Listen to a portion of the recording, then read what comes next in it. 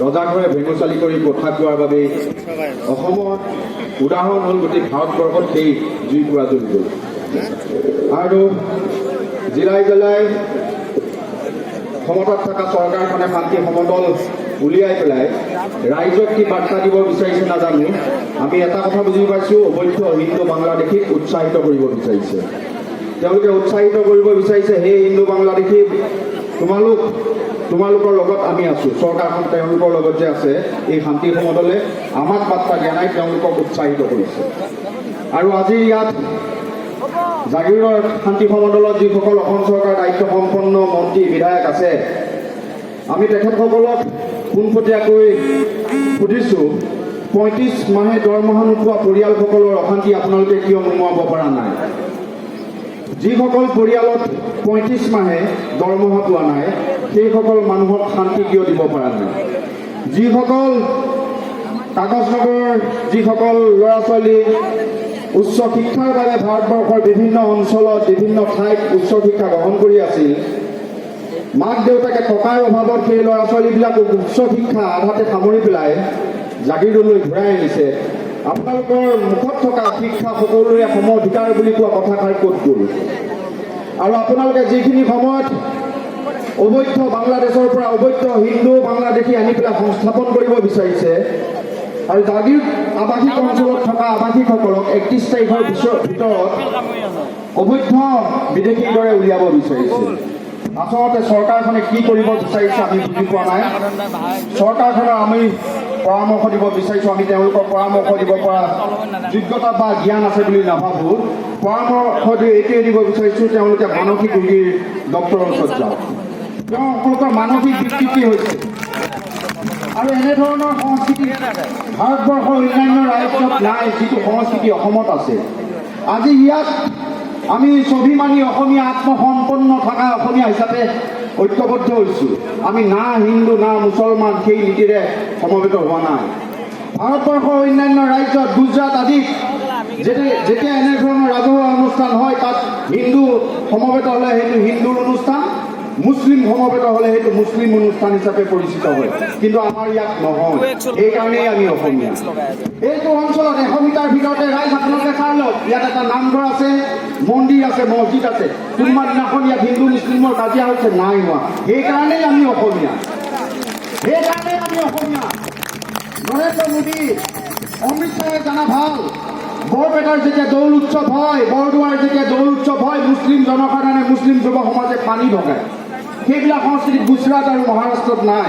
সেইকাৰণেই আমি অসমীয়া, আৰু সেইকাৰণেই আমি ঐক্যবদ্ধভাৱে থিয় হৈছোঁ। আজি প্ৰতিজন নাগৰিকে, প্ৰতিজন অসমক ভাল পোৱা স্বাভিমানী অসমীয়াই প্ৰতিজ্ঞা কৰা ভাল 5 বছৰৰ পিছত লক্ষীনাথ বেজবৰুৱাৰ মোৰ আপোনাৰ দেশটো আমাৰ ল'ৰা ছোৱালী, আহি থকা ল'ৰা ছোৱালীবোৰে পাঠশালাত LP MV স্কুলত গাব পাৰিবনে নোৱাৰিব? আমি প্ৰতিজ্ঞা কৰা ভাল আমাৰ ভাষাৰ কাৰণে, আমাৰ সংগ্ৰামখন আগুৱাই নিয়াৰ বাবে আমাৰ আগতে অনিল বৰা, মুজামিল হকে তেজ দি থৈ গৈছে, শ্বহীদ হৈ গৈছে ভাষা সংস্কৃতি ৰক্ষাৰ কাৰণে। সেইকাৰণেই অসম, য'ত হিন্দু মুছলমান একেলগে শ্বহীদ হয়। বাকীটোৰ কাৰণে এনেধৰণৰ সংস্কৃতি নাই। ভাৰতবৰ্ষৰ অন্যান্য ৰাজ্যত এনেধৰণৰ সংস্কৃতি নাই। যোৱা 17-18 বৰ্ষত ভাৰত চৰকাৰে কিমান টকাৰ কাগজ কিনিছে জানেনে? 19,000 কোটি টকা। আৰু এটা বিশেষ বণিক গোষ্ঠীক দিছে, সেই বণিক গোষ্ঠীটো কোনখন ৰাজ্যৰ ভাৰতবৰ্ষৰ আপোনালোকে গুগল চাৰ্চ কৰিলেই পাব। কিন্তু জাগিৰ কাগজ কলটো ঘূৰিবলৈ মেনেজমেণ্টে বিচাৰিছিল মাত্ৰ 900 কোটি টকা। 900 কোটি টকা নিদিয়ে, 19,000 কোটি টকা বণিক গোষ্ঠীক কাগজ আনিবলৈ দিছে। যি বাংলাদেশৰ মানুহ আহি জাগিৰ কাগজ কলত বহি থাকে কাগজ কিনিবৰ কাৰণে, সেই বাংলাদেশৰ পৰা নিৰ্লজ্জ ভাৰত চৰকাৰে কাগজ আনিছে বণিক গোষ্ঠীৰ জৰিয়তে। ম্যানমাৰ, চীনৰ পৰা কাগজ আনিছে, শ্ৰীলংকাৰ পৰা কাগজ আনিছে। আৰু জাগিৰ কাগজ কল চলি থাকোঁতে ৰাইজ এইখিনি কথা এইকাৰণেই কৈছোঁ, আপোনালোকে জানিব লাগিব। তেওঁলোকে কয় অত্যন্ত দুৰ্নীতি হৈছে, দুৰ্নীতি হোৱা নাই। যদি দুৰ্নীতি হৈছিল আপোনালোকৰ হাতত সংস্থা সংগঠন আছে, CBI TBI আছে, আপোনালোকে কিয় মানুহ নধৰিলে? তাক ৰক্ষা কৰিবৰ কাৰণে আপোনালোকে কাগজ কল বন্ধ কৰি দিয়াৰ ষড়যন্ত্ৰ লৈছে। যিবিলাক মানুহ দুৰ্নীতি কৰিছিল সেইবিলাক মানুহ মোদী আৰু অমিত শ্বাহৰ ভূঞে ভূঞে থাকে। সেইকাৰণে জাগিৰ কাগজ কলটো তেওঁলোকে খুলিব নিবিচাৰে। যেতিয়া জাগিৰ কাগজ কল চলি আছিল, গোটেই ভাৰতবৰ্ষত প্ৰতি মেট্ৰিক টন কাগজৰ দাম আছিল 49,000 ভাৰতবৰ্ষত প্ৰতি মেট্ৰিক টন কাগজৰ দাম আছিল 50,000 আৰু আজিৰ তাৰিখত ভাৰতবৰ্ষত প্ৰতি মেট্ৰিক টন কাগজৰ দাম 1,05,000 টকা। কাৰ স্বাৰ্থত কৰিছে ইয়াক? অসমীয়াৰ স্বাৰ্থত কৰিছে নে মোদীয়ে তেওঁৰ ৰাজ্যৰ কোনো আধুনিক গোষ্ঠীৰ স্বাৰ্থত কৰিছে? ৰাজহুৱা কৰক। আপুনিতো আহি পেলাই কৈছিল বৰাক আৰু ব্ৰহ্মপুত্ৰৰ উপত্যকাত ৰহাত আহি কৈছিল জাগিৰ কাগজ কল চলিব, স্বাভিমানী অসমীয়া যুৱক যুৱতীয়ে কৰ্ম সংস্থাপন পাব, স্বাভিমান সহকাৰে জীয়াই থাকিব। বৰাকতো তেনেধৰণৰ বক্তব্য কৰিছিল। আপোনাৰ বক্তব্য যে মিছা আছিল আজি তাৰিখত কিয় প্ৰমাণ হৈ গ'ল? শ্ৰদ্ধা ৰাইজ, এচাম মানুহে এই সংগ্ৰামখন অসমীয়া আৰু বঙালী বুলি গাঁৱে গাঁৱে প্ৰচাৰ কৰিছে। আমি ক'ব বিচাৰিছোঁ অসমৰ অসমীয়া বঙালীৰ লগত অসমীয়া জনসাধাৰণ আছে।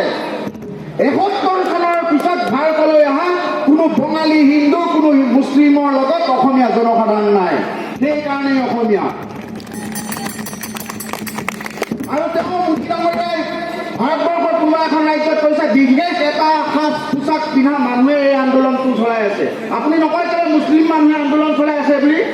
আপুনি নকয় কেলে অসমৰ মানুহ মুছলিম মানুহখিনি অবৈধ নাগৰিক বুলি কোৱাৰ সাহস থাকিব লাগিব? নাই। সেইকাৰণে আপুনি মুছলিমৰ গাত এটা চেকা লগাই দিব বিচাৰিছে। এই আন্দোলনটো মুছলিমে চলাইছে। এই আন্দোলনটো সদৌ অসম ছাত্ৰ সন্থাই চলাইছে। এই আন্দোলনটো সদৌ অসম ছাত্ৰ সন্থাৰ নেতৃত্বত অসমক ভাল পোৱা অসমীয়া মানুহ হিচাপে স্বাভিমান কৰা প্ৰতিজন অসমীয়া মানুহ ওলাইছে। না কংগ্ৰেছ না কি এইবিলাক কথা নাই। অসমক ভাল পোৱা মানুহে মাতৃভাষা ৰক্ষা কৰাৰ সংগ্ৰামত অৱতীৰ্ণ হৈছে। ইয়াত হিন্দু মুছলিমৰ বিভেদ নানিব। অসমীয়া মানুহে হিন্দু মুছলিম কেতিয়াও বিভেদ হোৱা নাই, নহয়। ভাৰতবৰ্ষৰ অন্যান্য ৰাজ্যত মহাৰাষ্ট্ৰ আৰু গুজৰাটত হিন্দুৰ চোতাল গছকি পেলাই মুছলমান পথাৰলৈ যাব নোৱাৰে, মুছলমানৰ চোতাল গছকি পেলাই হিন্দু মানুহ পথাৰলৈ যাব নোৱাৰে।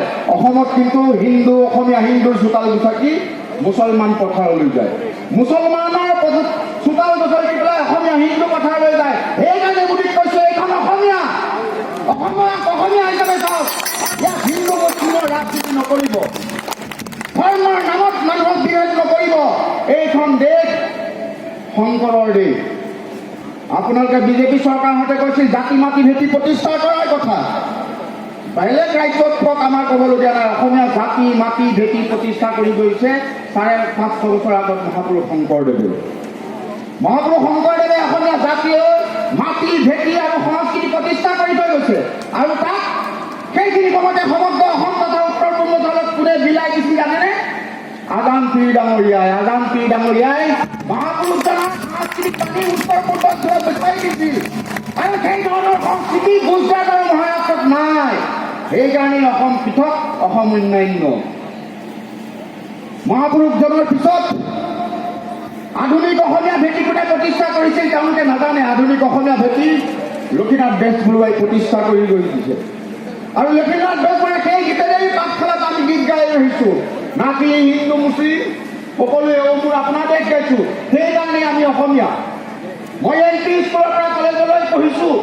মোৰ লগৰ বন্ধু সংখ্যকেই মুছলমান, কিন্তু তেওঁলোকে কেতিয়াও মুছলমান বুলি পৰিচয় দিয়ে নাই, অসমীয়া যুৱক হিচাপে পৰিচয় দিছে। আৰু আমি অসমীয়া যুৱক যুৱতী হিচাপে আজি পৰিচয় দিছোঁ। অনাদি অনন্ত কাললৈ আমি অসমীয়া হিচাপে পৰিচয় দিম। এইখন ৰাজ্যতে ছৈয়দ আব্দুল মালিকে সমন্বয় অসমীয়া ভেটি প্ৰতিষ্ঠা কৰি থৈ গৈছে।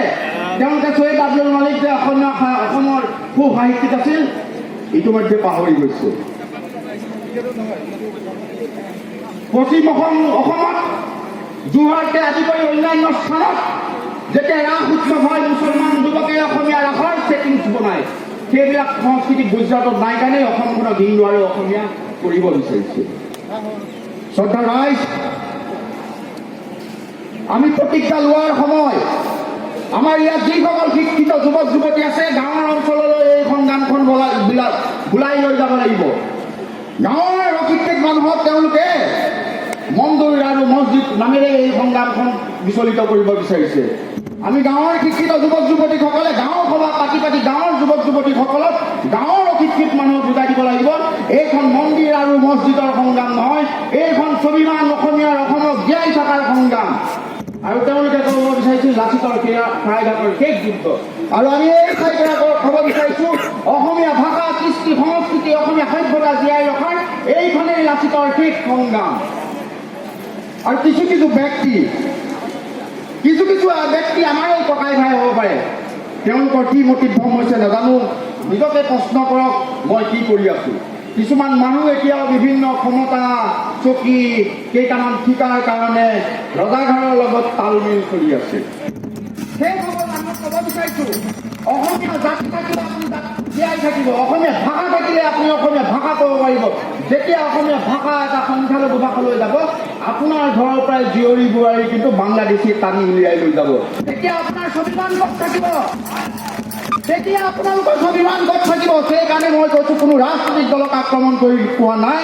যিসকল ৰাজনৈতিক দলত থকা মানুহ অসমীয়া ভাই ককাই আছে, তেওঁলোকে ৰাজনৈতিক দল কৰক, কিন্তু এই আইনৰ বিৰোধিতা কৰি এই সংগ্ৰামখনত মিলিত হওক। আপোনালোকক সুযোগ দিছোঁ অসমীয়া মানুহৰ লগত মিলি থকা, নহ'বা কিন্তু উঠি অহা প্ৰজন্মই আপোনালোকক বিশ্বাসঘাতক, নিজ অঞ্চলৰ এটা বদন বুলি স্বীকৃতি দিব।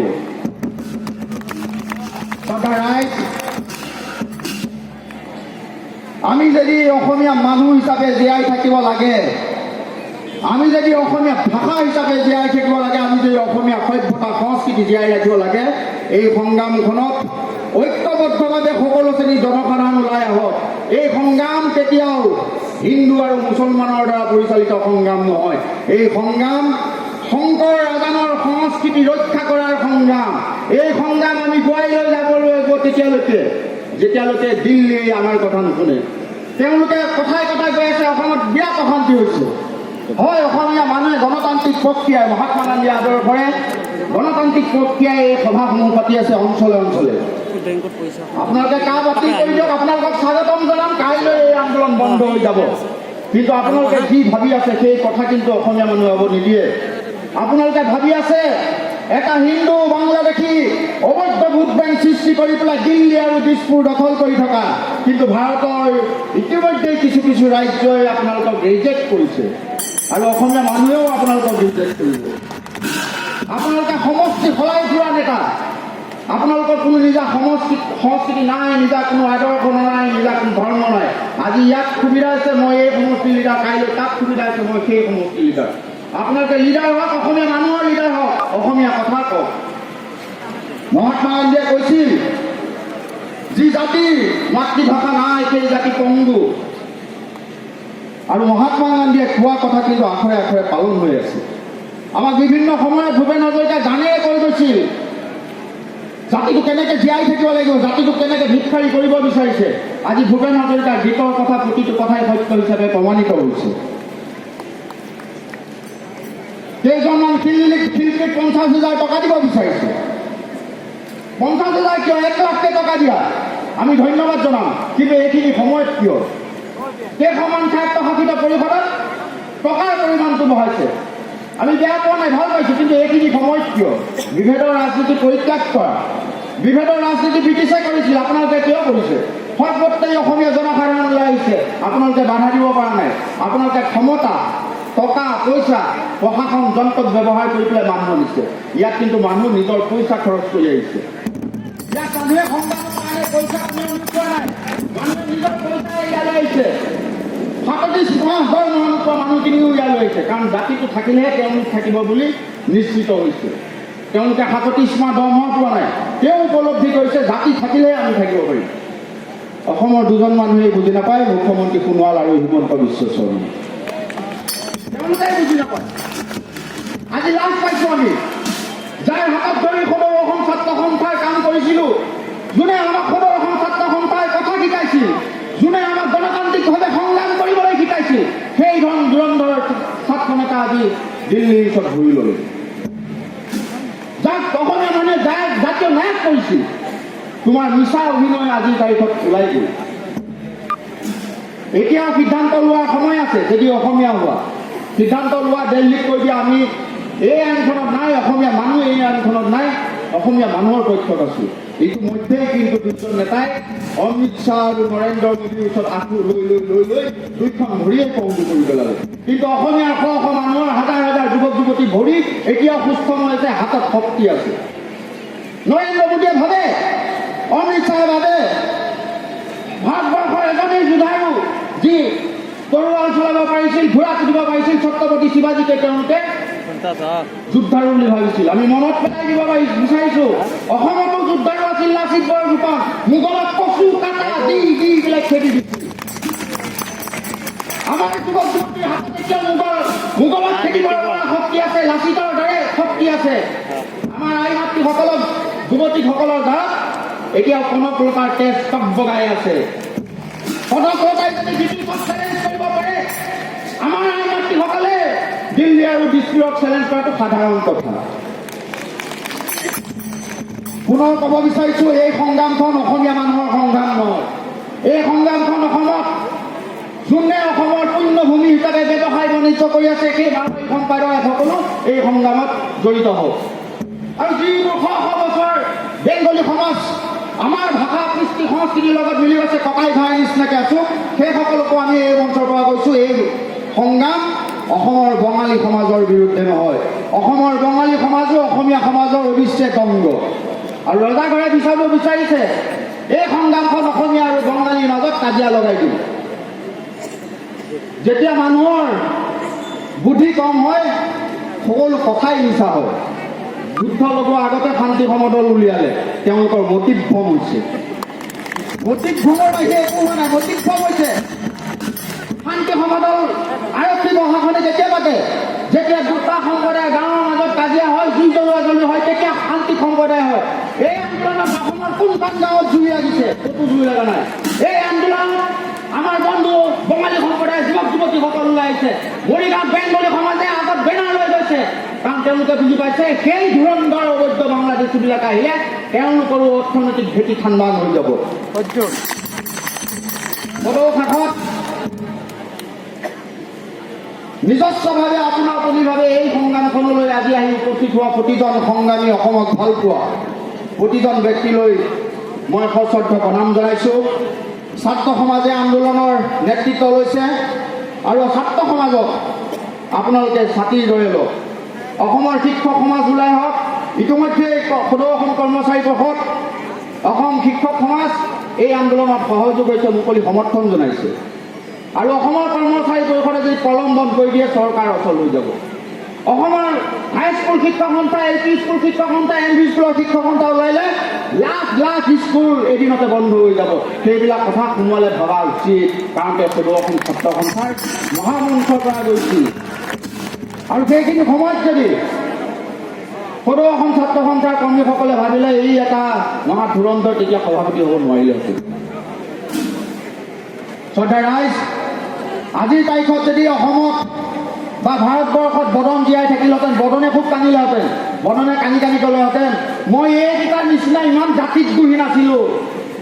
মই হিমন্ত বিশ্ব শৰ্মা, সৰ্বানন্দ সোণোৱালৰ দিনত জাতিত দুখী নাছিলোঁ, ইমান বিশ্বাসঘাতক নাছিলোঁ। বদনে চিঞৰি চিঞৰি কান্দিলেহেঁতেন।